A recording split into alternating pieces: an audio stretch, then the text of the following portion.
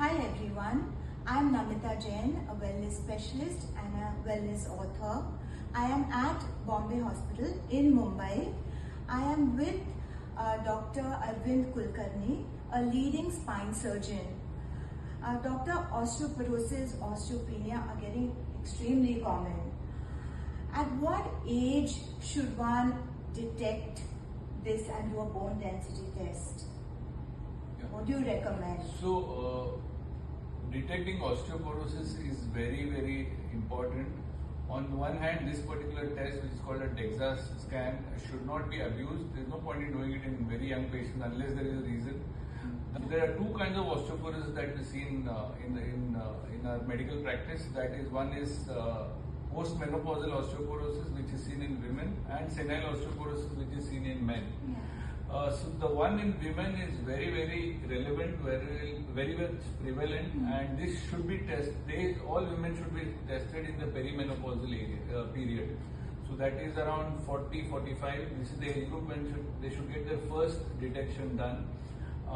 The disease of osteoporosis or the condition of osteoporosis is a global disease. Yes. What we see in our practice is just the tip of the iceberg. Right. So it's very important that all women around perimenopausal time are screened. Same with the men. Around 45-50 years of age, they should be tested for detecting osteoporosis, because osteoporosis can have very bad consequences in terms of fractures, in terms of bone pain, in terms of back pain. One of the leading causes of back pain is osteoporosis. And once it is detected, it's very relevant that it is treated properly through medication. Right. So in terms of exercise, it's very important that people are exposed to sunlight, and it's a good combination of doing these exercises in sunlight, bathe yourself in sunlight and do these stretching exercises. So when you say sunlight, doctor, are you referring to early morning sun or any sun? Yeah, it's advised that they do these exercises, perform these exercises in the early morning time, that is somewhere around between 9 and 11. Right. So there's bright sun, and this is what is advised.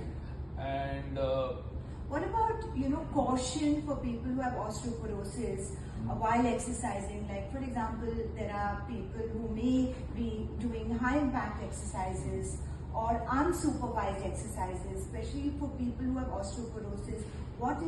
Do they exercise with caution? Should they? Yeah, that's a very good question, because these are the kind of patients we see with fractures in a clinic.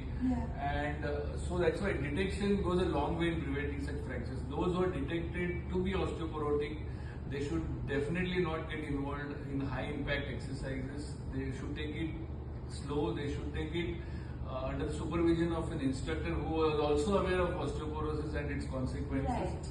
And those who are osteoporotic, they also tend to develop this condition called sarcopenia, where along with bones, even their muscles become weak. So it's very important that they develop exercises, they do exercises which strengthen their back. There are basically two sets of exercises. One is core exercises. Second is the back extension exercises. The spine is like a mast of a ship, which is pulled in from the back as well as from the front. So it's very important that both sets of I think that is such an important takeaway, that you must do abdominals and back strengthening for balance. Correct. Right.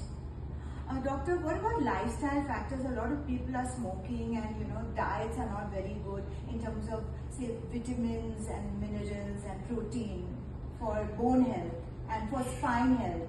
Sure. So basically, the spine consists of bones, which are the vertebrae, the cushions between the bones, which are the discs, and that is where the spine moves, and the nerves.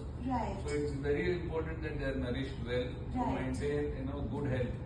So in terms of bone, it's very important to have a daily dose of calcium as advised by WHO. It's very important that you have a diet that consists of constituents of calcium, milk and milk rich products.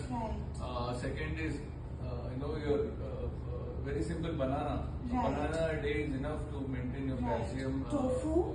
Yeah, that's good. Paneer. Yes. So these contain a good amount of calcium.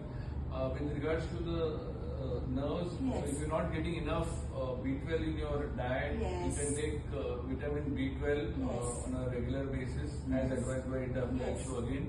And when it comes to the intervertebral discs, so they are genetically coded, but from your side, if you maintain healthy habits like not smoking, that Yes. will go a long way in protecting these discs. So it is Yes. well known that when you smoke, the oxygen supply to these intervertebral discs, that is the cushions in the spine, that gets hampered and they develop early degeneration, that is early wear and tear, which can have consequences in terms of a whole lot of consequences in terms of back pain, leg pain, etc. Thank you so much, doctor. I think detecting on time, exercising right nutrition, all these and right habits play such an important role in good spinal health.